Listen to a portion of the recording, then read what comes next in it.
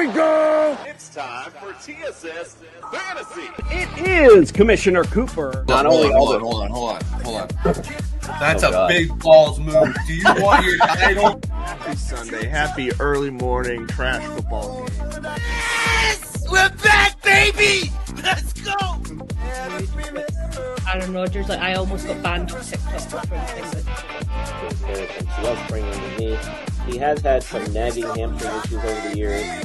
D. Lots of fun words start with D. Like Bye week.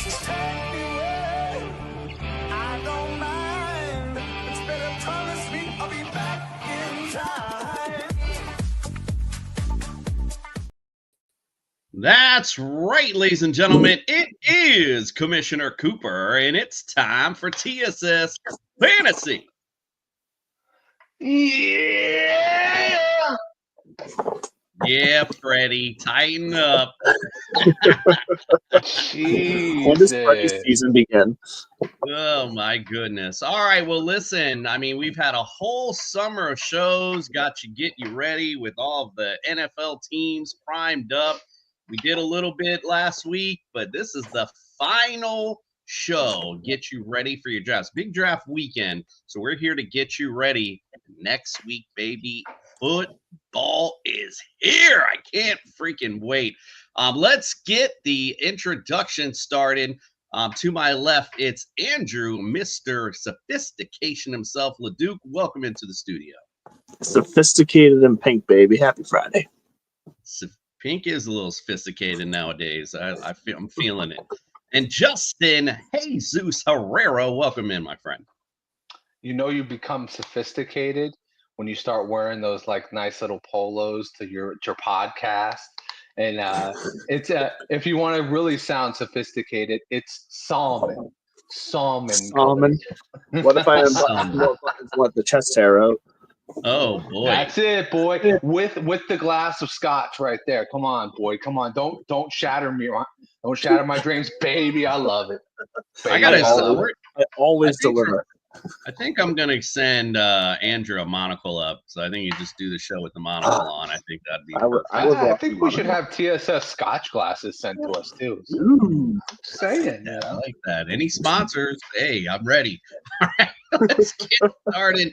Pay the bills real quick. If you're watching on YouTube, do us a solid. Give us a like. Throw your fantasy questions in. I know we got drafts coming in there, so if you have any questions, don't hesitate. Throw those in there as well. Little things stopping you from doing it, big things popping for us when you do. I always appreciate that. Also, if you're looking to play daily fantasy this season, look no further than Fast Draft app. Will double that deposit up to $50. So that's $100 coming back for you to win some big money this season. So make sure you check them out. And also, and use our promo code TSS. I'm going to screw that up. Also, don't forget, if you're looking for some championship bling, at this point, it's probably for next season. But if you're looking for some championship bling, look no further than Pro-Am Belts. All right, ladies and gentlemen, it's our season prediction show. And like I said, we're going to get you ready for any drafts that you have this weekend. And then we're also going to do a preview of Thursday and Friday night football. Ooh, wee, that's exciting. Before we do all that, and before you get to those drafts, you need to hear what our injury expert has to say on some fantasy notables. So let's bring in Brian Scott from the Injured List Podcast. It's time to get your latest NFL injury updates with Brian from the Injured List Podcast. The doctor is in.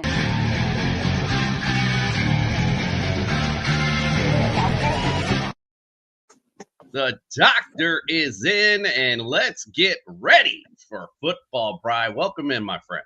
Well, thanks for having. I love the way she says the doctor is in. Very sultry. I love that. The funny thing is, when I did that, when I typed in "sexy nurse," and I mean, that's not quite what I was looking for, but you know what? It works, so we'll roll with it. It works. All right, listen. First off, if you haven't been paying attention to all the shows we've done up to this point, shame on you. You need to subscribe, you need to follow, and you need to check those out. Go back and watch them because a plethora of information was dropped. And this is just going to be a quick one. We're just going to kind of touch base on a few players that we've been talking about up to this point. So I encourage your viewers to go back, watch some of those episodes where we touched we went through each conference and got into a lot more detail about the players on each team. So a guy that I've been getting a lot of questions about recently, Tyjae Spears. It sounds like he's going on IR. That's what we had predicted when we did that show addressing the Titans players. I think he's going to be guaranteed going on IR. A lot of reports have come out saying it's pretty much a guaranteed thing. The roster cuts happened on Tuesday, but as far as we know right now, it's not official that he's been placed on IR, but it sounds like he's going to. And I think that's the right thing to do here. He's coming off a high ankle sprain. That's probably going to elevate Tony Pollard and Julius Chestnut to some more substantial roles at the beginning of the season here. Another guy I've been getting a lot of questions about throughout the summer, which was kind of a shock to me, was Treylon Burks, and he had a clavicle fracture and then got released. So he's been waived by the Titans following that clavicle fracture. So he's out there. He's available. Whether he gets picked up or not will remain to be seen. Some guys that were day-to-day recently that I've been getting a lot of questions about. We touched base on some of these guys as well. Devon Achane, he's dealing with his calf strain. It's unclear if he's going to play week 1. I don't think he's going to. He seems to be optimistic that he can make it back. It's pretty much 50-50 at this point. The extra week here will be telling, and what he does at practice heading into the week 1 will be telling. So keep an eye on that as the week progresses. I think the smart thing to do there is to let him have an extra week of recovery, which means Ollie Gordon, is he a rookie, right? I think with the team. Sure is. He's going to probably get a chance to show out and see what he can do. He's been getting some good reviews from what I understand down in Miami there. Mark Andrews at the tight end position. He has some type of undisclosed injury, was listed as out, but they expect him back in practice next week, and it doesn't sound like whatever it was serious. This guy's a veteran. Despite some pretty significant injuries over the years, he doesn't seem to miss much time. And he's very durable, but does get hurt a lot. So somebody that definitely is huge to have on your roster, but somebody you definitely have to have a good backup for, because he will probably miss at least a few games this year, as he has in the past. And then Khalil Shakir, we talked about him a lot. He's also working through a high ankle sprain. There's been some questions about whether he's going to be ready for week 1. He's been very optimistic. They did not put him on IR, so that tells me that he is making good progress. And they are playing Sunday night, I think, to open up the season this year. So that gives him a little bit of extra time to get ready. And it sounds like he's trending in the right direction. So those are some of the players that we've been kind of talking about more recently. A lot of the questions I've been getting heading into the weekend here. But like I said, if you want more detailed information, if you want my takes on what to expect on some of these guys going forward for the year, what to expect about guys coming off of IR or PUP, such as Brandon Ayuk and Chris Godwin, to name a few, go back and watch the other episodes, because we touched on a lot more information, and it will be worth the view. Absolutely. Make sure you check that out. Also, follow Brian on social media at the Injured List Podcast. They'll have some up-to-date injury stuff for you guys as well. And you will see Brian, of course, every Friday and Sunday morning right here on That Sports Podcast Network. So make sure you check it out. Yeah, I do a lot of posts on X. I do a lot of posts on X throughout the week, so check those out. Sometimes I just kind of throw something up there. If I get some information and I read a report, I'll give my take. So I do a lot of posts there, so check those out. Well, I would say I'd like and retweet them. However, for some godforsaken reason, our TSS Fantasy Twitter feed has been suspended. I have zero idea why. No one's given me any feedback. Yeah, I don't know what's going on with that. That's a problem. Yeah, that's an issue for sure. Come on, Elon. Figure it out, bud. It's been bothering me all. They are out for at least. It's literally been bothering me all day. I keep checking my email for a response as to what the hell is going on. I even put a WTF when I emailed them a few times, because I just don't understand what the issue is. But whatever. I didn't see that one coming. I didn't have that prediction done. I tell you, that caught me by big surprise. I just found out like here right now, like everybody else. Somebody said something naughty. 100% to the bench. Yo, the thing is though, I don't comment or do anything on there other than promote shows, so I don't even understand what could have happened. But either way, I don't know how that dick pic got out. All right, retweeting everything in the group chat. All right, Brian. Well, we'll see you next Friday as we right. break down the whole NFL slate. So that'll be exciting. And, of course, on Sunday morning as well. Go ahead, Brian. One more thing. On behalf of the network, I am on multiple shows. I'm on the Blonde Blitz. We're going to start doing stuff as we get further into the season here. I think week 3, Deb is having me on Wednesday night to do some injury stuff. I work with Dan Mader at Fantasy Football Advice Network. Dan's a great friend of the network. He does excellent work. I do stuff with him on Thursday nights, and then, of course, TSS on Friday and Sunday. So there's plenty of time, plenty of opportunity to catch my injury updates. Tune in, follow me on social media and the network. You can't miss it. And one he forgot on Wednesdays as well, no weddings in the fall with Ben Troop. In fact, we had an extensive breakdown of the AFC and NFC for these past 2 weeks. Of course, you can go check that out as well. All right. Well, Brian, we appreciate you. We'll send you out from your peoples at NeuroGuard Plus. We'll see you next time, Brian. All right. Dr. Michael Hutchison has harnessed the latest in neuromuscular dentistry and impact technology to develop a mouthguard that does more than protect. It enhances. NeuroGuard Plus isn't just a mouthguard. By focusing on the jaw's physiological position, it provides an added layer of neuroprotection, significantly reducing the risk of sports-related neurological injuries. All athletes should be using a custom mouthguard designed to their bite position. NeuroGuard Plus was created as a means to maintain your physiological jaw position regardless of your bite. The appliance is designed to optimize your upper-lower jaw relationship to improve your strength, your balance, your oxygen intake, and drastically lower your chance of a concussion. Independent studies have shown that the NeuroGuard Plus will provide you with improvement to both upper and lower body strength. The same improvements were not present with a common mouthguard. Over 6,500 athletes have used the NeuroGuard Plus. Dr. Hutchison is happy to say that the amount of diagnosed concussions is 0.2%. The NeuroGuard Plus offers athletes, coaches, and parents an advantage to keep their players safe on the field. If you or your child actively participates in athletics, they need to be protected from the dangers of repetitive head trauma. Get your NeuroGuard Plus mouthguard today.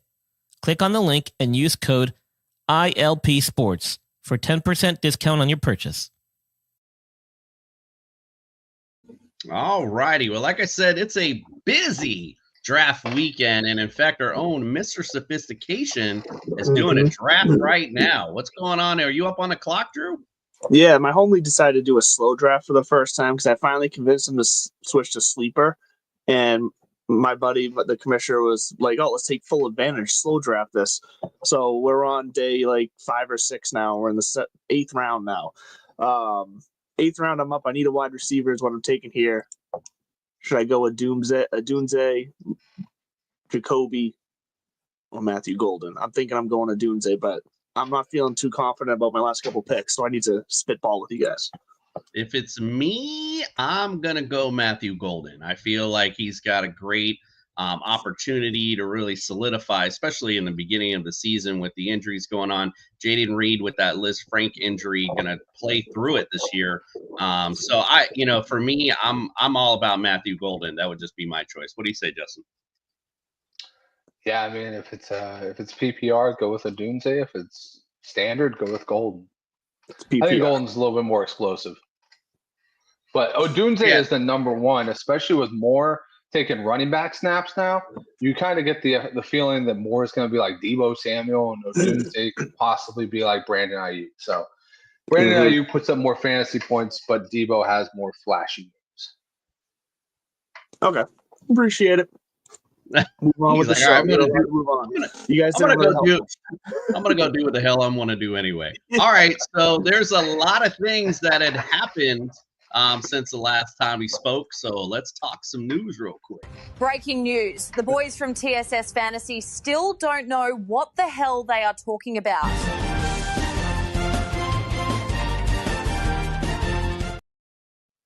That's not quite breaking, I should say. All right, so we know about the Micah Parsons trade. Obviously, that was making big headlines yesterday. Not a lot of big fantasy impacts, I guess, from that. But just wanted to talk about that real quick.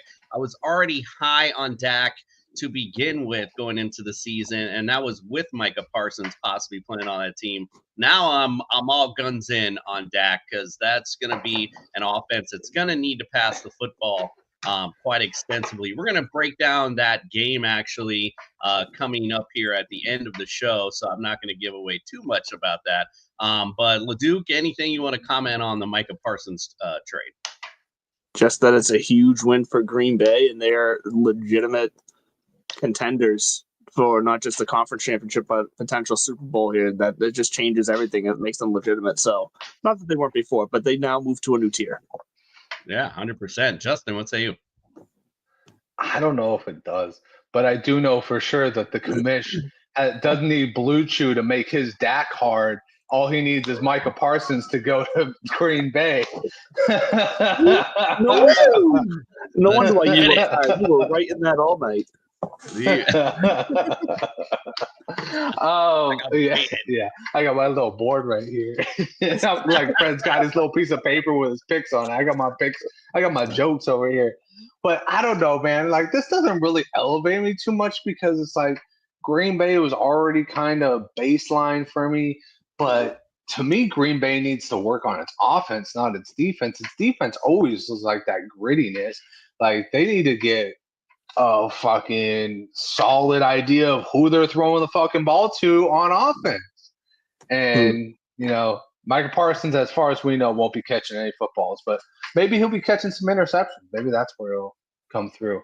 But yeah. I mean, I like him as solid people, a solid team for winning their division. I still don't think that they're going to be a Super Bowl team. Well, they are solid people too. So, all right. It's all right.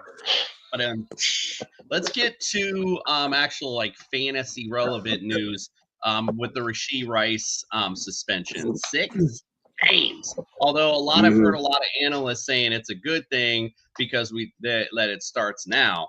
But quite frankly, I don't care if it came in the middle. Rashee Rice was never on any of my draft boards because of this reason. And I've heard a lot of analysts say, "Oh, this is good." Da da da. It's what's good about it? It's 6 games. That's half your fantasy season. That makes no sense to me. I wouldn't even be looking at him. Xavier Worthy to the moon, as far as I'm concerned. But Justin, what do you say about the suspension? I mean, shit. I actually agree. 6 games at the beginning of the year is a lot better than 6 games in the middle. I mean, if we're talking like freaking 6 games, but it starts at week 10, then yeah, you're fucked. But if it starts now and I get him back by week 6, my brain already calculates, okay, all I got to do is win 3 games and then everybody in the league is fucked because I'm going to fucking dominate afterwards. Yeah, oh, fuck yeah, dude. Oh, fuck yeah. Because think about it. You get this guy back. He's the center of the offense. You think Xavier Worthy is going to be the center of this offense? He ain't going to be the center of this motherfucking offense. He's 165 pounds with fucking shoulder pads on, dude. Dude ain't fucking got – he doesn't have enough to sustain. And then you're going to have Travis Kelce go through his little funk. Rashee Rice, when he comes back, absolutely after that ACL split too, get more rest on that thing. He's going to fucking tear through the league. And I've drafted him quite a few times. Justin loving the F word tonight, but I will just simply say this. You are wrong about one thing. You are not getting him back in week 6. You're getting him back in week 7. And a guy that has not played with the team. And guess what? Bye week in week 10. So, again, you don't have him. So, again, I'm hell out of Rashee Rice. But LeDuc, what do you think? But one rebuttal is he gets to start practicing 2 weeks before. So he gets to get continuity in with the team, which, by the way, Patrick Mahomes is like Tom Brady. If you can get open, I don't care. I'm going to throw you the fucking ball. But at that point in the season, everything is kind of flowing nice. It's kind of like when you see these I don't want to say superstars, but when you see these trades in the NBA and the guy goes to a new team, it takes them a little bit to get involved into the system. I'm feeling the same way about Rashee Rice. And again, we're talking not just 6 games, it is 7 for sure. 7 games out of your fantasy. Your fantasy, usually the schedule is 13 to 14 weeks. So there you go. You don't have a player who's just rotting on your roster. Because you can't put that on IR. Suspensions don't go on. Well, Duke, what do you think? on really like shitty leagues they do, and I found a shitty league that'll do that. And then take advantage You of got a that by shitty all means. commissioner. All right, Luke, what do you think? I like Yeah, him. He's a good guy. I guess Justin's name is Leduc tonight. So actually, no. My only thought here, Justin, is actually my question here is like, how early are you comfortable taking Rice then? Because like in my home league, a Superflex league, where pretty much all the quarterbacks were gone by round 6. Rashee Rice was taken the 10th pick of round 7 as the guy's wide receiver 3. Like that felt a little early for me for a guy who is, as Jason said, going to be sitting for half your fantasy season. Yeah, but the rest of the fantasy season, he's going to be fucking going off. I'm not 100%. Sure this guy's gonna get there. Count that in. So listen, I definitely think round 7 is perfect. I think that's the perfect spot for him. But when you're really thinking about it, dude's a superstar wide receiver. He's a stud. Not surprised if people go earlier on him. Oof. All right. Not obviously I'm not feeling that at all. All right, so let's go on to Joe Mixon. He's going to be out at least 4 weeks, but we don't really even know if that's actual 4 weeks. There's been some speculation. Mm-hmm. We might not see him all year this season. So what do you think as far as Joe Mixon's concerned, Leduc? Are you taking a stab at him later on, or what do you think? No, this backfield's already a mess anyways. Like you got Joe Mixon, who is already hurt, and who knows when we get him back. Nick Chubb, who is just, what he's done physically is amazing. I will say that, but it can't be relied on at this point. The man's walking on 2 robotic legs, basically. And then so like the only chance I'd be willing to take is maybe you look at Woody Marks, like because if you're really desperate, a rookie to pop in a backfield of aging, injured vets is like a nice spot, but God, this backfield is one that I'm just not liking touching at all. I'm kind of feeling Nick Chubb a little bit. I know Justin is. Talk about it. If I'm being real with you, I think the guy actually to own long term is Dameon Pierce, because that dude has been in the system for 3 years. They like him a lot. They always try and find a way to make him on the team. Woody Marks, he's a nice addition, but I think a lot of people. What's that? So by bringing in other running backs year after year and pushing them down the depth chart, they're just dying to get them into the games. Why not cut him? Why not cut him at that point? Because they know the guys they're bringing in are walking injuries, but they still think they have bigger upside. I love Dameon Pierce. I think Dameon Pierce is a stud. I think he's a beast, but something went wrong. Yeah, well, Nick Chubb is obviously more experienced, 100%. But I think Dameon Pierce over Woody Marks is probably not too far off. Woody Marks was not amazing at USC. A lot of people wanted to hype him up. He was more of a scat back than anything else. If I'm looking at a 100% workload guy, I think Nick Chubb will do it for a little bit. Then he'll break down. Joe Mixon might come back, but I don't know about that. And then I would just say Dameon Pierce is good. Kind of. I love when MJ's in the chat. Yeah, wifey must be watching this evening. MJ, you gotta just come on the show, bro. We all love your Eagles takes, so yeah, just come on. Let's get it on already. But yeah, whoa. That's I'm kind of feeling it, Chubb. It's Friday night. That's TSS After Dark, man. Come on. The gummies have kicked in. And they're the special kind. All right, let's move on. Sponsored by Blue Chew. Go get yourself some Blue. Luckily, I don't. Luckily, I definitely don't need that. All right. I thought I saw your camera move a little bit. All right, let's talk about other fantasy impact news. Oh my god! Not as much, however, but just I'm not even looking at what's going on. Sorry, continue. Hey, you know what? Amongst the 4 people watching, I appreciate you, babe. All right. In fact, Adam Thielen to the Vikings. With Jordan Addison out at least 4 weeks. I mean, I don't know. Are you drafting Adam Thielen at all, Leduc? We'll go to you on that one. he's someone that, like, depending on how my team's looking later on in the draft, if he's there, I might throw something at him and hope I can get some early week, that nostalgic factor out of the Vikings and him. But I mean, ultimately, I think he's already what he did in Carolina on fumes was impressive enough. Like, I think he'll have an early season kind of push and bump from this move.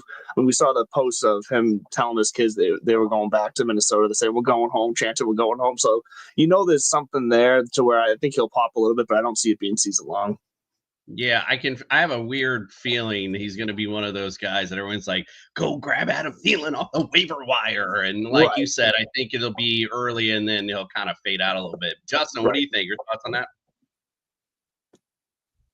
Yeah, it's going to be week one, the white guy to white guy connection, McCarthy to Thielen, and everybody and their mom's going to have a feeling about Thielen. And then next thing you know, it's going to be waiver wire articles going, Adam Thielen to the moon. Go get him right now. None of you idiots drafted him. And then by week 4, it's going to be like, Adam Thielen? What were we thinking? We don't have a Thielen feeling, I guess, apparently, according to MJ. That's okay. MJ's over there saying she's hooked on a Thielen. You are a dad now, Justin. And sound like MJ took a page out of my dad jokes with that one. Right. Let's go back to non-pretty relevant, maybe. Who knows? How about Amari Cooper signing with the Raiders? What do you think, Justin? Somebody to draft? Maybe with a late-round pick? What do you think? I think it's a hell of a late-round shot because, come on. Pete Carroll loves to throw the ball down deep. Now, that does fuck up a lot of people's stock in Deontay Thornton, but that could also be one of those things where we're talking about, like, with Thielen. Like, Amari Cooper also has a long history. Long history of injuries. So, it could just be something that's like a filler for the beginning, and then maybe Thornton comes in at the end. But, yeah, I think it's a great last-round pick. I like it. MJ says she's around me way too much. Her jokes are poopy. All right, LeDuc, what say you? What say you about Amari Cooper? I'm not even wasting a late round pick on Amari Cooper. He's nothing to me in this offense. I mean, he went to the Bills. I know it was mid-season, but he went to the Bills and couldn't even get on the field there with that wide receiving crew. So I don't see him being relevant at all in this offense with Geno Smith throwing to him. By the way, I want to give a shout out to Rudy. He became a new member of our YouTube page. You can become a member on our YouTube channel. Please do, Rudy. Appreciate you, my brother. And last but not least, this was a bit ago, so I didn't know if you want to touch on this or not. But Terry, you know what? We're not even going to touch on it. Terry McLaurin signed. Yes, draft him. Please draft him if you're not silly, because he's definitely going to be all over it. Andrew said he called that. Go back and watch that episode, people. That's right, Brian in the comments telling you still to go watch what we've been putting on here. All right, well, that was the news for today. Now we're going to get on to a little predictions, our season predictions, mind you, what teams we think are going to make it to the promised land this season. So here we go. Let's do some season predictions. Get ready to look into the future with TSS Fantasy's season predictions. When this baby hits 88 miles per hour, they're gonna see some serious shit. Well, we hired a lot of people to cut shorts for us. I mean, it's unreal. I mean, you wait till you see when the season starts. Oh my goodness. All right, let's talk our season predictions. We're gonna go LeDuc first because me and Justin had kind of went through this earlier this week on no weddings in the fall. We did both our AFC and NFC. So let's start with division winners first. We'll go with the AFC. LeDuc, talk about your division winners. So for the most part, my division winners are fairly straightforward. As for some of them, obviously the Bills, I still think will win the East. I think the Patriots will be better than last year, but they're not going to be enough to take over the Bills, even though a lot of people are saying the division is in play for the Pats. I think people need to come down to earth on my Patriots. So the Bills should still easily win the East. Same with the Ravens. This is going to be a real chance for the Steelers to not be 500 for the first time in Mike Tomlin's tenure. So gotta love seeing that. So the Ravens, once again, I think they're just going to be the best team in the league. Well, definitely in the AFC, potentially the league. So Ravens, easy win there. Texans, somebody's got to win that division. That division's awful. I think when I did my predictions of rankings out, like ranking out the season, every matchup, I think they're going to win that division with a losing record, basically. So, Houston will take that one. And then I think the Broncos will edge out the Chiefs for their division. I still have the Chiefs just squeaking into the playoffs at the end of the day as a wild card team. We'll get there, but I think the Broncos have enough on that team now. Bo Nick's second year, they got offensive weapons, they got defense that I think they have enough to put it together and take the division. All right, I like it, Justin. What say you talk about your division winners? Oh, that hair. Everyone, I'm like a pirate. Right. I feel like I should be in the Caribbean right now. Like that shit, dude. Dead man tell no I'll tale, be in the Caribbean.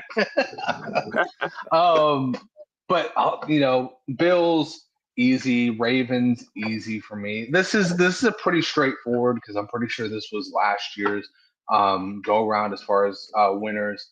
The only one I can be like a little shaky on is the Texans because the Texans I think that the Jaguars are a little bit up and coming. I think they might not be this year, but maybe in a year or two, that'll be a really tough division for the Texans to just automatically place their bid in the playoffs.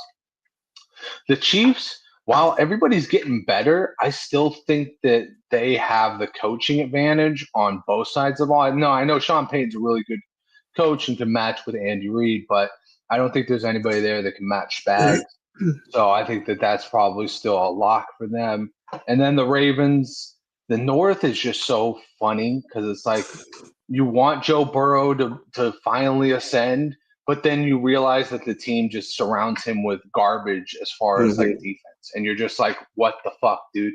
Like, how did the Ravens get it right every single time when the draft comes around? Like, they get these players, they get Kyle Hamilton, they get safeties, they get defensive linemen. They just know how to do it. But yeah, pretty much the same old when it comes to that. I'm sorry, I went on a long ass rant like I always do. No, it's all good. It's what it makes it easier for me. Look, just the picture change because it's literally the same. There's no everything you said is right, spot on. The North is going to be a little tricky, I think, on both conferences. That's the only one that I was like, they're going to be beating themselves up. But, the Bills are the Bills. And I agree with you about the Jaguars up and coming. I think they might give the Texans a little bit of a run. But I still like them to overall to take the division. All right, let's talk about the wild card spots in the AFC. LeDuc, we'll go to you first. Talk about your wild card teams.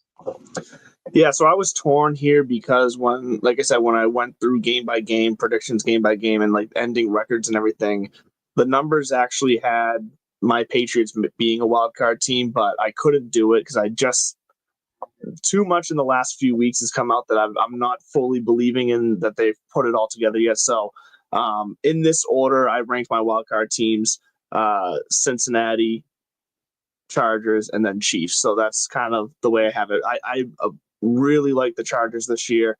I just hope Justin Herbert can take that next step. It's really all hinging on him taking that next step to be more than just a better than average quarterback.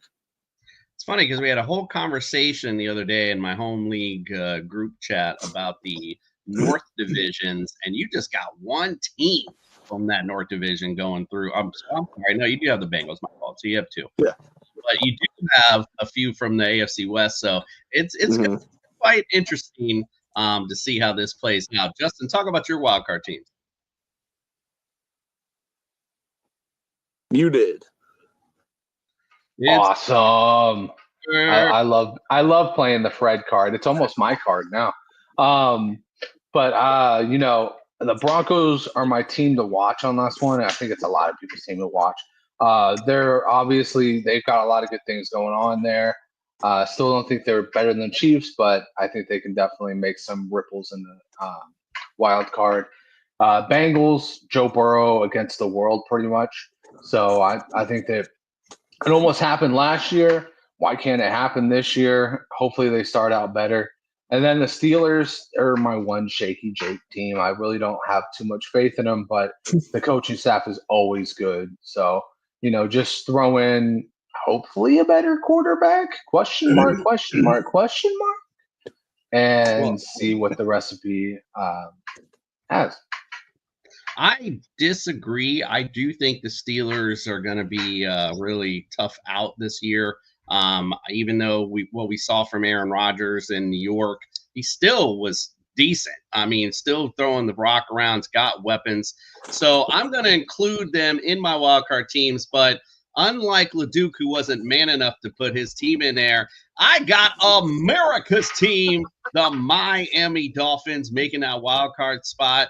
I don't care. I'm so tired of hearing 5 wins, 6 wins. Listen, they're going to be 9 and 8, probably, maybe go 10. But the Miami Dolphins are legit. I don't care what anyone has to say. I do agree with you, Leduc, on the Chargers, though, as well. I think they got overall just built for not just the season, but I think they're built for playoff football as well. They can run the football. They got a QB, got some weapons on there, and their defense is good. So I like the Chargers a lot this season, maybe win a game or 2 in the playoffs. Let's move on to the NFC. Talk about your division winners for the NFC, Leduc. Yeah, so I feel like the NFC was kind of almost boring because I feel like my division and wildcard winners are basically looks like last year, but I'm on the fever with Washington. Like I love that team now. I like watching that team, so I think they got it. Especially now with McLaurin, I think that's going to be explosive. So Washington is an easy division winner for me. I think. Well, not easy because obviously the Eagles are in there. But I mean, the Eagles will make a wild card. But I just think the Eagles will take a slight step back because I think they lost too many key defensive players. So Washington for me. Minnesota, once again, one of the best teams in the league this year. Tampa Bay, I think their offense is just going to carry them to a ton of wins, especially in an easier division. And then the Rams are another team that I think is just going to be steady enough. They're going to be able to get it done and kind of quietly be a nice, consistent, 11-win team. Leduc putting the Eagles in the wild card spot. You might as well just text at MJ and say, hey, come back in the comment section. Leduc, Justin, let's talk about your division winners in the NFC. Well, I don't want to anger Jason's wife because she scares me and I haven't even met her in person. But I like the Falcons this year. I think it was really tight between the Falcons and the Bucs last year. It really came down to a couple of wins. The Bears are my big surprise team. I think the Bears have everything they need. And everything from the camp has been saying that Ben Johnson he's really starting to get a rhythm with Caleb. He's got so many freaking weapons there. It's insane what this Bears team could do. Their defense was really good last year. If their offense can pick it up, I think they can easily find their way as the division winner. And then it absolutely is like a vampire with garlic in front of him. I am melting. Why don't you just stick a stake in my heart? I have to say that the Seahawks are my division winner for the West. I just like what's going on there. They've got a lot of good defensive picks. And before I hand it over to Jason, I'm going to say this. Go Birds is like aloha. It's a very versatile phrase. It can mean a lot of things. It can mean hello, goodbye, go fuck yourself. Yeah, that's what I say to Birds fans. Hey, go Birds. Go Birds. I got 2 birds for you right here. Go Birds. Go fly up in the ceiling fan. Fly, Eagles, fly up into the ceiling fan.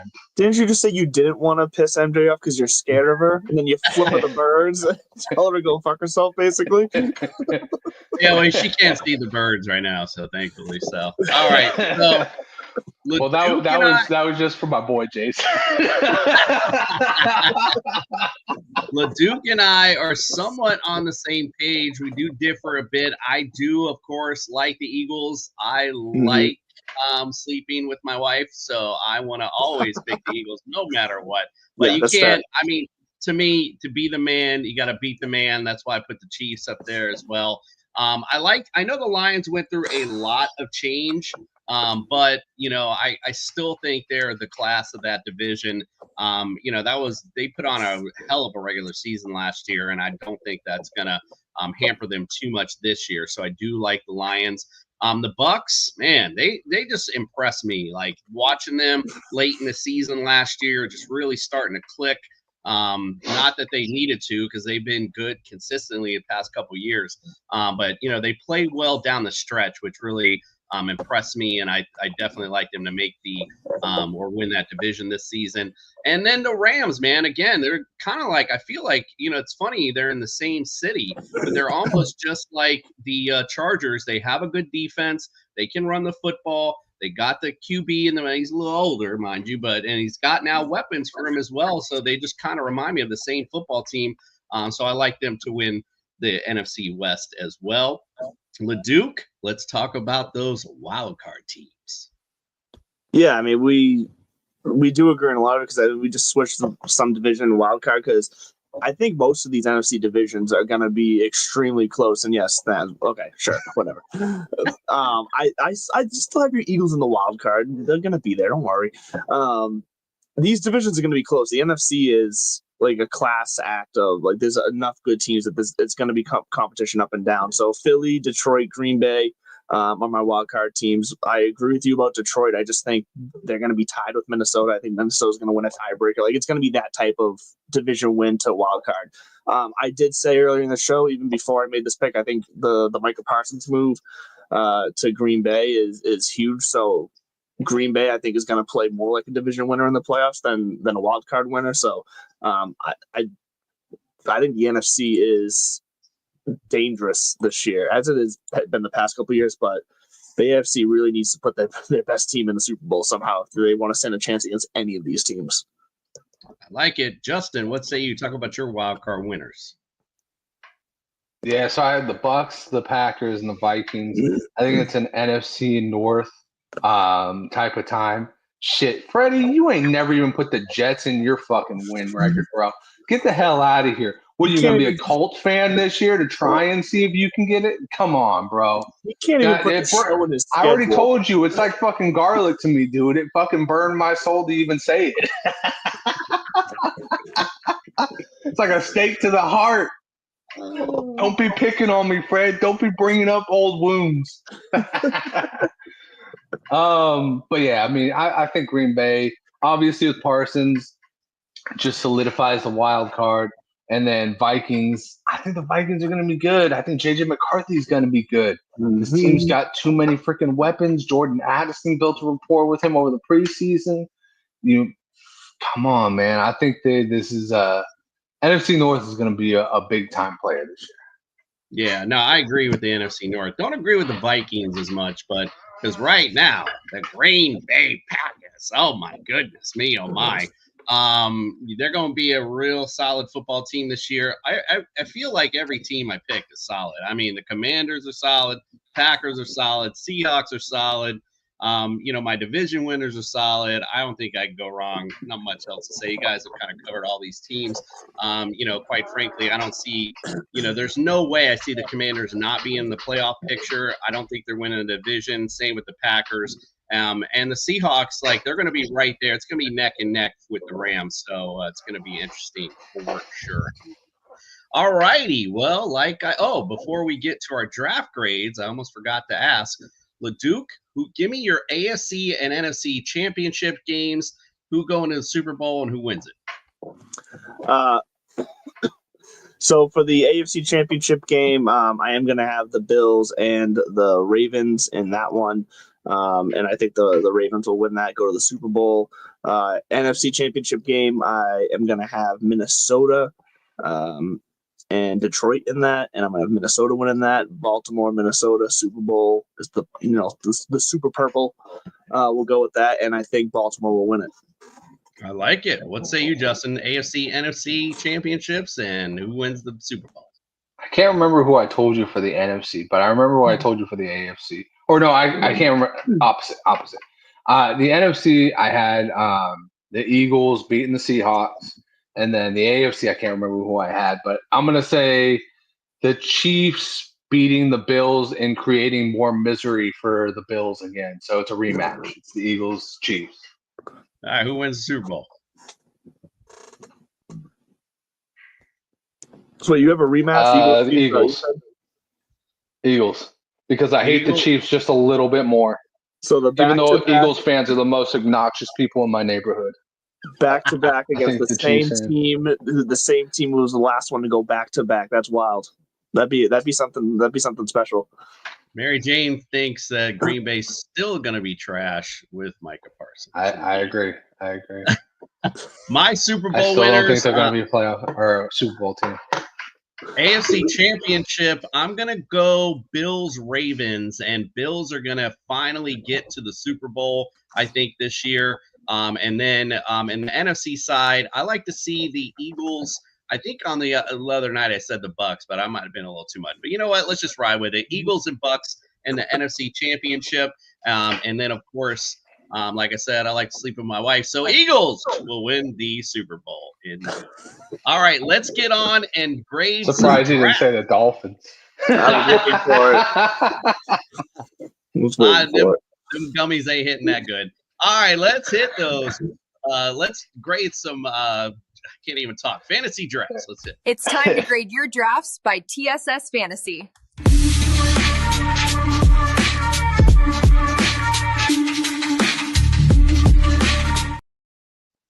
So I put these in draft order, so that way you at least have somewhat of an idea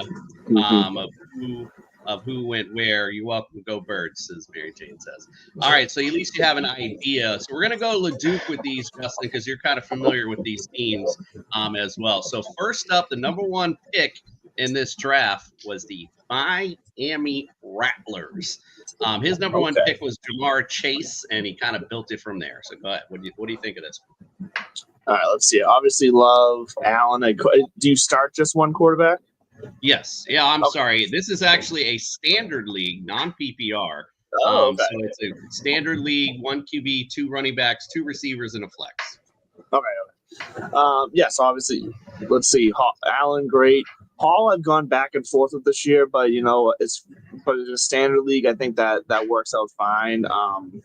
But Swift, ETN, and Najee for your other running backs in the standard league, that's rough in my opinion. Chase and AJ Brown, studs. Judy, I think, could be sneaky this year. I don't mind that. And Diggs, to the value you can get Diggs at an ADP right now is just criminal. So that's a great pick there.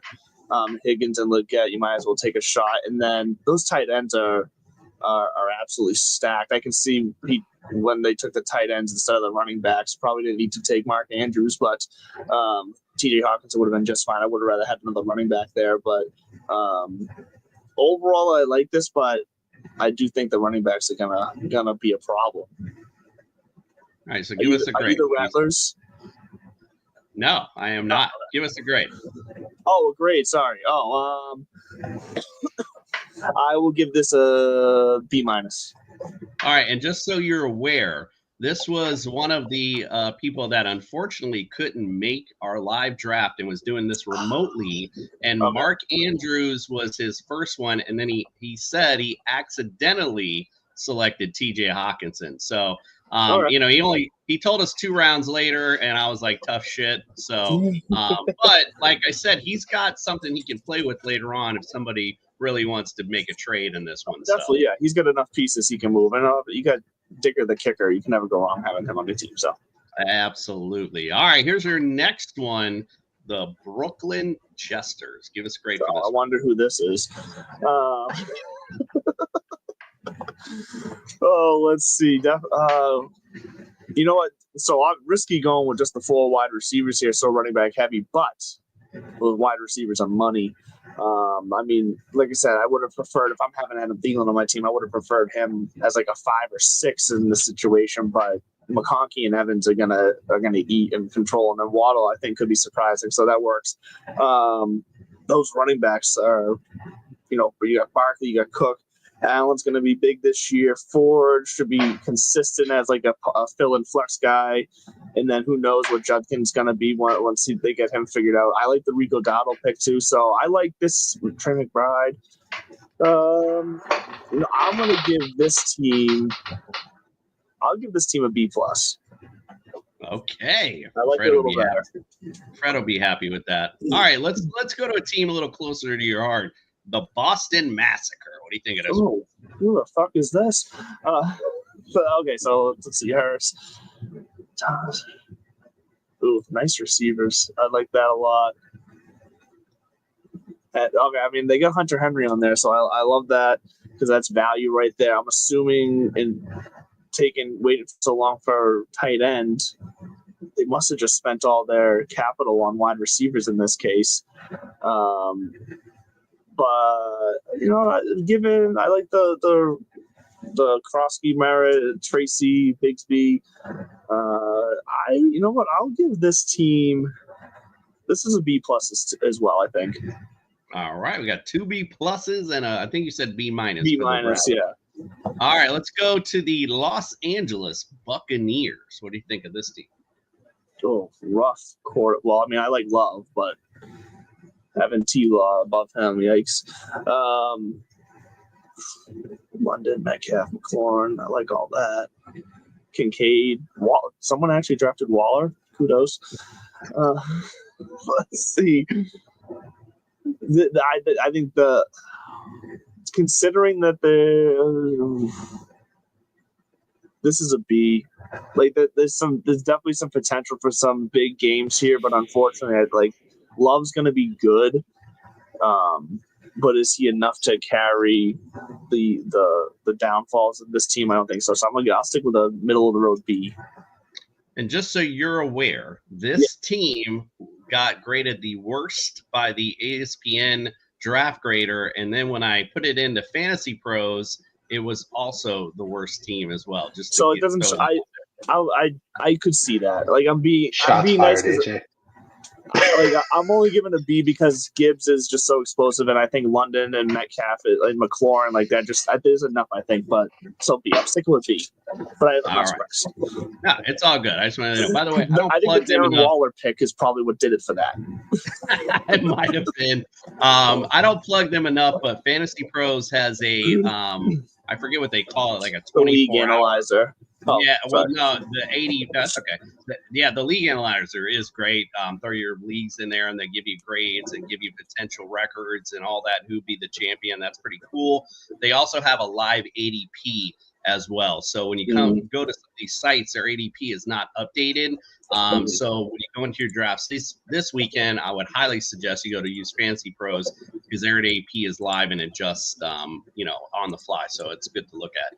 All right, let's go to the next team, the Dallas Grimace. What do you think of this one? Great value at the quarterbacks there because I know they had to have gotten them later on. Tyler Warren, love that.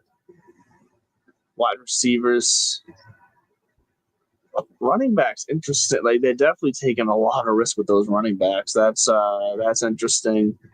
The receivers could be good enough. I think this is another B here. I'm trying to keep everything relevant to each other, but I'm backing myself into a corner with these grades.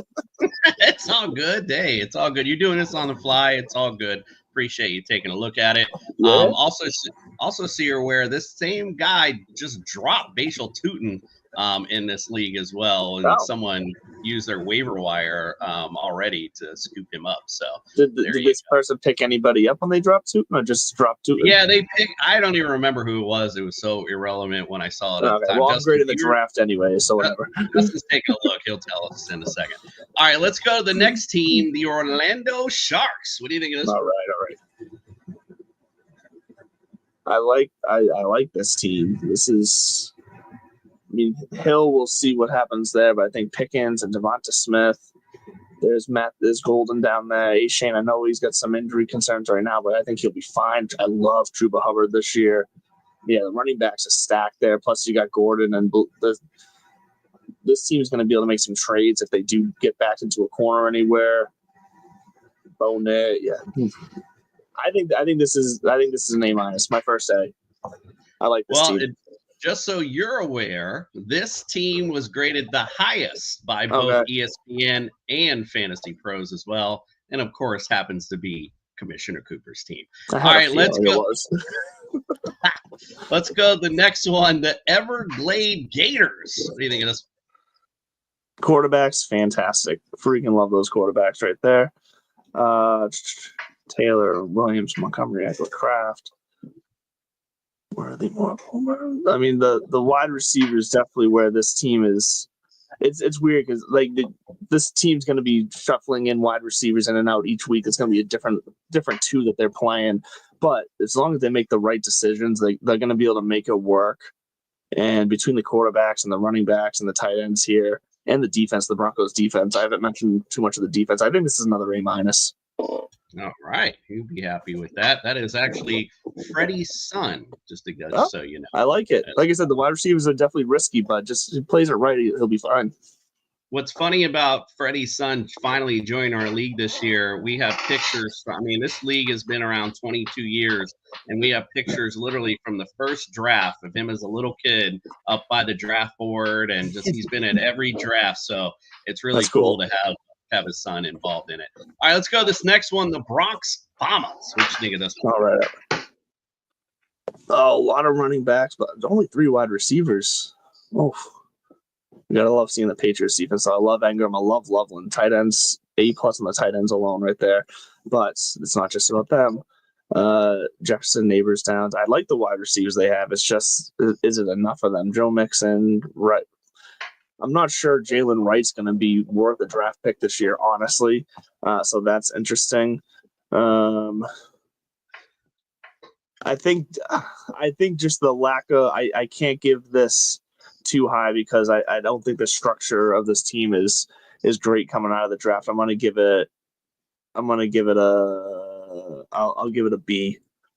So this is, and just so you know, this is my arch nemesis in this fantasy league ever since it started. And it's funny because it's funny you mentioned Jalen Wright because I kind of threw a dig at him because I know he picked Jalen Wright during the draft just to try to thinking he was getting something because I drafted Achane. And I'm like over here smirking at him. And then so I put a text in the other day and he's like, "It's a lot of chatter from a backup running back. I'm just going to keep on my roster." And I'm like, "Go ahead, keep him on your roster." Yeah. I enjoy when people have on their roster, bro. So yeah, check it. All right, let's go to this next one. The Denver Mental Rejects. And by the way, just so you know, yes, in the first round, he was what? 1, 2, 3, 4, 5, 6, 7, 8, 9th pick. He selected Jaden Daniels from this one. So what do you think? Okay. I mean, look, Jaden Daniels, like I said, especially now that he's got McLaurin, that's the end of the first round, depending on the league format. I don't mind it. But so Daniels, great quarterback. You got Puka, you got JSN, Michael Pittman, but whatever. Demario Douglas, that should be good. I do like. Oh, geez, that's the thing here. You draft 2 running backs to be starters that are always hurt or always missing games. And you only got Brian Robinson Jr. to back him up. But I can't give that a good grade, especially when you stacked 3 tight ends and one of them and 2 kickers. I just noticed that 2 fucking kickers. I just noticed that. No, this is rough. This is a C. I don't like this. I like Jaden Daniels, but I don't like this. And just so you know, by the way, I feel like this is the worst team. And because it is a standard league, that is why it was such a shock to see Jaden Daniels go in our league in the first round. Because we've notoriously drafted running back heavy. That's the way it's always been. So not to his credit, he is new to our league. But, to draft 3 tight ends, 2 kickers, and only have 3 running backs, and 2 of which are injury prone. It's not a good setup. I can't get past that. And if he gets in trouble and Travis Kelce kind of merges a little bit, he may be able to sneak a little trade in to get some quality back. But it's not looking good. Well, and here's the thing: if Walker and Pollard stay healthy all year and play all games, then he's going to be perfectly fine with this team. That's the thing. He'll be perfectly fine. It's just that's a massive risk. Or a big risk indeed. All right, let's go to the next one. The New York Dragons. What do you think of this one? Sounds like somebody just randomized a Madden name off of this one. Mahomes, yeah, okay. Kyle Pitts, someone had to do it. Genty Irving, I like that. That must have been, they must have did that at the turn. Started out with the 2 running backs. Devontae, see, this is a good, I think, hero running back strategy here, because you got those 2 probably first, second round, and then to come back around and get Devontae Adams, Garrett Wilson, Cortland Sutton, like that's solid. I like that. So he does have Fields and Wilson stacked, which is nice. The 2 defense, what is up with? I mean, it's Ravens and Vikings, which is good, but that's more forgivable in this situation because they do have 5 running backs, they do have 5 wide receivers, so like I can forgive the defenses a bit more. I like this team though. This team has a lot of potential. I'm gonna give this team an A-. This is a playoff team. Okay, I like it. That's Greg's team from Sunday morning. So I'm grading all you guys high. Justin, I'm sorry. I'm gonna end up grading you bad, I bet. Watch. We'll see. The Pennsylvania Predators. What do you think of this one? That's an unfortunate name, but I mean, I love Mayfield. I've ended up taking Mayfield in just about all my drafts, which is not what the plan was, but it's just how it's happened. So I like that. No stacks with them though on any level.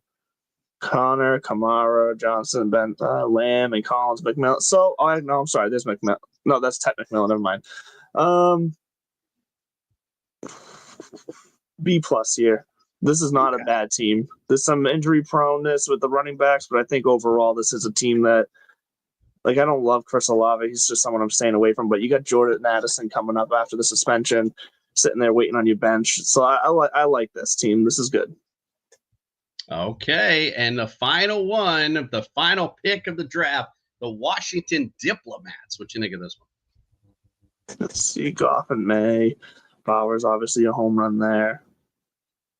Rashee Rice is the number 1 wide. This has got to be Justin. And there he is. There's Roma Doomsday too. So, and my boy Igbuka, he got sniped from me in my home league. By the way, I'm not too happy. So now my only hopes of a stack with Mayfield in that league is to stash Chris Godwin. So we'll see. But anyways, back to the task at hand.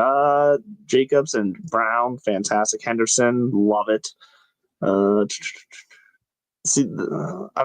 sorry, like I like the wide receiver. I mean, I guess if I'm looking at this, you can start Williams, Odunze, and Igbuka. Hell, you can start Igbuka week 1. I think he's going to be with Godwin out. I think that's going to be an immediate return for you there. I'll give this team, because of the running backs, this is a B, I think.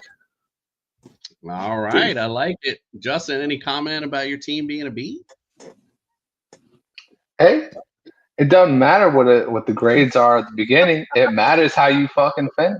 Exactly. I ain't never had an A+ team in fantasy on ESPN or Yahoo, but I've won plenty of titles on Yahoo and ESPN. Right, exactly. Oh boy, here we go. If it wasn't my league. All right, well, we got our draft grades for our home league, thanks to, of course, Angela Duke. If you have any others, of course, too bad, because we're going to be doing other stuff next week. So there you go. But we will do it on social media. If you want to send them over, I can reply. I'll send it to the boys, get their comments, and we can send that back out to you. That's not a problem. All right, like I said at the beginning, next week we got live NFL action. So let's break it down. Thursday night and Friday night football is here. Will TSS Fantasy pick the right teams to win this week? Outlook not good.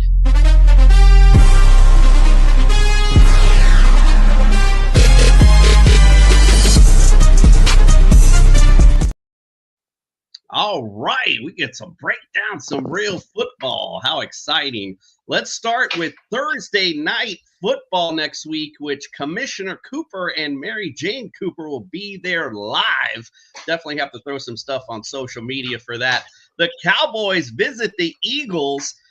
Temperatures probably going to be, I didn't really get a gauge on that. Unfortunately, I didn't have a really prognostic on that, but they did say the low was like 52, 62, somewhere in there. It's going to be partly cloudy, winds of 9 miles an hour, so nothing real big weather effects for this one. The Cowboys lead this series 74-58. The Eagles, by the way, mopped the floor with the Cowboys last year, 41-7 and 34-6. The Eagles are favored by 7, and the over-under is 46.5. So let's get to the picks first, and then we'll just talk quick fantasy about it. LeDuc, who wins this one and why? It's the Eagles. I think it's so hard to go into the Super Bowl celebrating team that first night on their home. So I think this is going to be. I'll take the over 46.5 because I think the Cowboys are going to be so much better than last year with Prescott. But this is going to be the Eagles, in my opinion. And you know what? I'll take the under 7 and the over 46.5 spread. Okay, tell them about it. What do you think, Justin? Who do you think wins this one? LeDuc does golf. LeDuc does betting. LeDuc does NFL picks. Like we just got to get a TV show or a YouTube show called LeDuc Does. Yeah, LeDuc Knows. There you go. LeDuc knows. But I agree with LeDuc. I think that you got to take the Eagles in this situation. So much negativity coming around the Cowboys right now with Parsons being gone. That's it. It's just one of those things. I think the Cowboys are going to be competitive, but I just don't think they have the defense to stop the defense. Yeah, I mean, that's the biggest factor in this ball game. And, we're going to talk fantasy here in a second, but you can definitely see the Eagles. And let's just put that out there right now. Put the TSS hammer down for this one. The Eagles, all the way, everyone picking the Eagles in this matchup. So let's get to the fantasy aspects. I started to talk about it, and I wanted to at least talk real quick. Last year, this is all based on last year, of course. Cowboys last season, 31st against fantasy quarterbacks. They were 20th against running backs, 25th against receivers, 12th against tight ends. On the Eagles side, 9th against QBs, 1st against running backs, 10th against receivers, and 11th against tight ends. So let's do this a little differently like we've done before. LeDuc, give me someone you're in love with in this matchup fantasy-wise, and give me someone you hate. So Jalen Hurts, I think he's going to crush it. I can see him throwing for 2 and rushing for 1. Like you said, that Cowboys defense it took a hit. 2, I don't think it was anything special in the first place. So that number 31 against QBs from last year still seems like it's probably going to be accurate. So I love Jalen Hurts. Someone I hate would be really the entire Cowboys backfield. I think this is going to be an air show. I like it. Justin, what say you? Somebody you like or hate in this one? I like Saquon Barkley, obviously, and then on the somebody I hate is I hate to be the person who drafted the Dallas Cowboy defense. They gonna drop that thing real fast. Yeah. So I'm gonna go on a different angle on this. Someone I really love in this matchup is George Pickens, and because quite frankly, like we just talked about, Cowboys are gonna have to throw the football. They're gonna get blown the hell out, as we can feel a little bit here. I shouldn't say they're gonna get blown out, because I do think it'll be somewhat competitive. It's gonna be a little bit better than last season because they didn't even have Dak in those 2 matchups. So you're gonna see a little bit more points put up on the Cowboys side of it, and they're gonna have to throw the football though. So there's someone why not bring the shiny new toy out on the first game of the year? So I do like George Pickens a lot in this matchup. In fact, as you saw my team earlier, I have to choose between him and Devonta Smith as wide receiver 2. And normally I would probably just go Devonta Smith, no problem. But in this matchup, I just feel like you're going to see them run the football a lot, because they're going to get up early and they're going to be running that pill down their throat to end it off. So that's why I would lean on George Pickens in this particular matchup. That's why I'm just going to go ahead and start him. Somebody I hate, same with LeDuc, Javonte Williams. For those people that got him thinking he snuck one over on people because he doesn't have anyone in the backfield with him. Yes, you're right. Maybe later on, but this matchup, week 1, you're going to be in trouble. Right. You can sit your flex spot or something, and you can just switch him out because he does not belong in your lineup this week at all. All right, let's move on to Friday night football. A little bit more interesting game here. The Chiefs at the Chargers. So they're in the dome. Don't need to worry about weather. And the Chiefs lead the series 71-58-1. Now, the Chiefs swept them last year like the Eagles, but this is a little closer, 19-17 and 17-10. So a little bit closer of matchups. Chiefs have actually won 7 in a row in this series. They're favored by 3. The over-under is 45. Justin, we'll go to you first. Who do you wins and why? So I picked the Chiefs, thinking there was going to be some Rice in the mix, but I'll still pick the Chiefs in this one just because I like what the Chiefs do when it comes to the Chargers. They neutralize everything that the Chargers do well. They neutralize the run game. They make Justin Herbert have to throw the ball. And I'm sorry, Justin Herbert has just not proven that in big-time situations, when he needs to throw the ball, when he needs to run the 2-minute drill, that he's capable of doing it. So I'm going to go with the experienced team. I'm going to go with the Kansas City Chiefs. Ooh, goodness, I like it. LeDuc, what say you? I am not. You say you like what the Chiefs have done with the Chargers. I like how the Chargers have played the Chiefs. I know they've lost. They got swept last year. I know they've lost this week. But those games, in this run that we've had of the Chiefs, those games have been some of the hardest games the Chiefs have had to play. So they get Patrick Mahomes to turn the ball over. They play them tough and they play them close. So this is the year that I think the Chiefs are going to fall to the Chargers for the first time in 7 whatever times. So I think they get the Week 1 win over the Chiefs. The streak is broken, according to LeDuc. So here are our picks for this game. Only LeDuc and Meg are going with the Chargers. The rest of the crew all like the Chiefs. As I said earlier, to beat a man, you got to beat the man. Although usually when I'm picking games, especially for the first couple weeks, it's really tough to beat a team at home in that home opener. So I was leaning Chargers, but then I went back to, well, they got to beat these guys. Like, come on, they haven't beat them. What's it been, 3 years now? So I'm going to still ride with the Chiefs until the Chargers prove me wrong on that one. All right, let's talk real quick fantasy in that matchup. The Chiefs defense last year, they were 21st against QBs. They were number 2 against running backs, 18th against receivers, 25th against tight ends. On the Charger side, number 7 against QBs, number 4 against running backs. Now, they were 24th against receivers, but 4th against tight ends. So, Justin, give me someone you love and someone you hate in this matchup.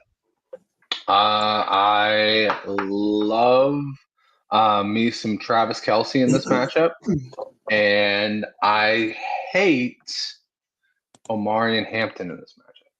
Ooh, kind of came Kyle down there at the end of that one, but okay, hating the Mario Hampton. What do you think? 2021 was the last time the Chargers beat the Chiefs. It's a long ass. Oh, yeah, that is a long time. Until 2025. LeDuc, what do you say? Mary Jane's over here making fun of me because it sounded like Elmer Fudd a minute ago. What say you? So the guy I hate in this matchup is Rashee Rice. No, I'm kidding. So no, actually, it's gonna be more. You're not wrong. I do agree, though. I like Amari and Hampton is someone I'm just staying away from in this matchup. Like I like him going forward, but it's just not in this matchup. I think this is gonna be Ladd McConkey all over the place.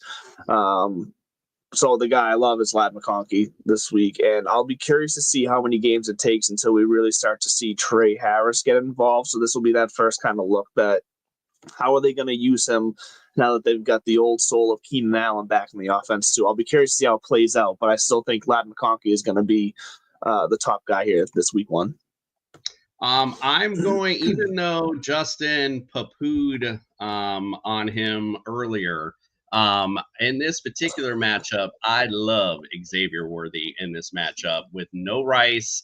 I mean, Hollywood Brown's there, but he's been hobbled a little bit too. Yeah. I like, and I talked about how the Chargers struggled against receivers last year. So in this matchup, love Xavier Worthy with LeDuc on this one and with Justin on this one. Amari Hampton, somebody I'm going to shy away from. Chiefs front 7 still pretty damn good. And he's going to struggle a little bit as a rookie going into this matchup. So, yeah, with you guys, don't like Mario Hampton. All right, so we're going to close out tonight with our first sophistication station of the season. But before we do that, we're going to just plug a couple of things here. First, LeDuc, what do you got going on next week for Divots and Pivots on Tuesday nights?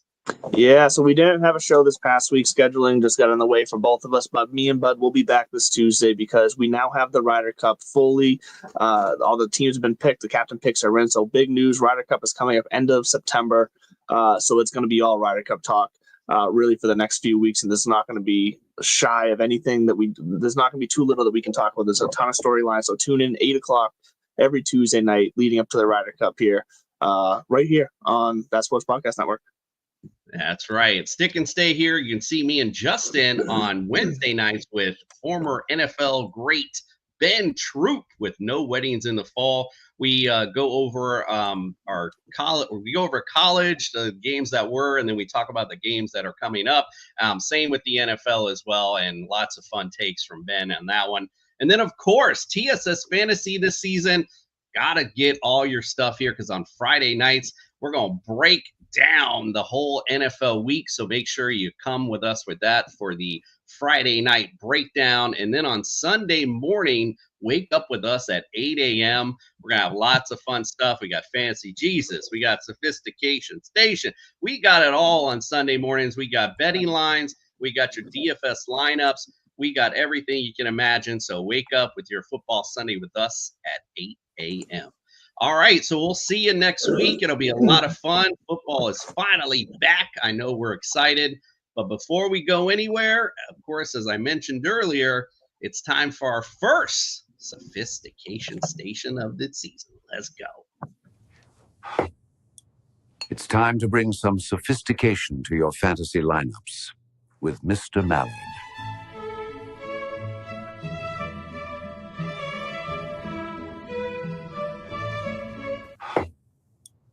It's time to bring some sophistication to your fantasy lineups with Mr. Mallard.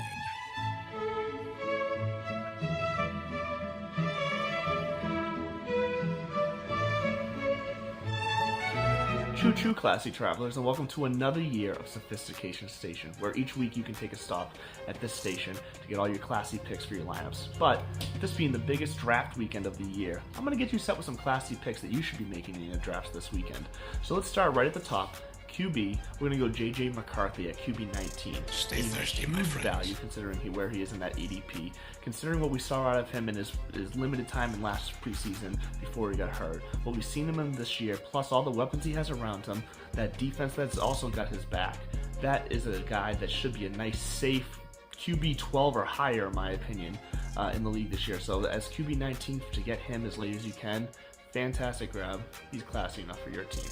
Let's jump to the running back and Chuba Hubbard on the Panthers. So the Panthers are still a rough team. They're going to be better than last year. People are excited about them. But now, especially with the subtraction of Adam Thielen going back to the Vikings, Chuba Hubbard should 100% be one of the top options in that offense. He's a team guy. The team loves him. He's a leader. He's strong. From what I've heard, he's one of the strongest ones in that entire locker room and the weight room on that team. So that's a guy that can put the team on his back. They're going to ride him hard, and he's going to get results. So Chuba Hubbard, currently RB19. If you're running zero running back style, he's a perfect option to be your first running back off the board. And then for the wide receiver, we're going to go down to a guy that a lot of people are excited about. I am also very excited about him, and Emeka Egbuka on the Buccaneers. Currently wide receiver 40.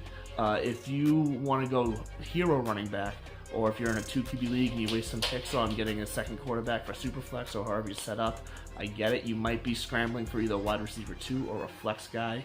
Emeka Egbuka is perfect for that, especially with Chris Godwin looking like he's struggling to get back from that dislocated ankle injury.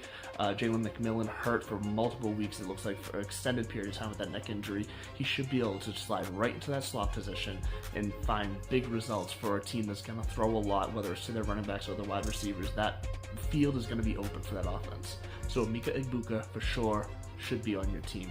Then last but not least, at tight end, Hunter Henry, going tight end 19 right now. Yes, there's a pattern. It seems all of them are 19. Tight end 19, Hunter Henry, on an offense that is desperate for someone to trust to catch the ball. He's already got that rapport with Drake May. I've been saying it all summer as a Patriots fan. Hunter Henry should be looked at both in between the 20s and in the red zone. So I trust Hunter Henry to 100% be a top 10 tight end this year.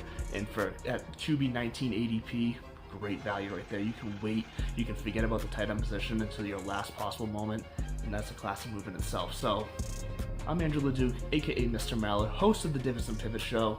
Ryder Cup's coming up, so if you like golf, check that out. And as always, stay classy, my friends.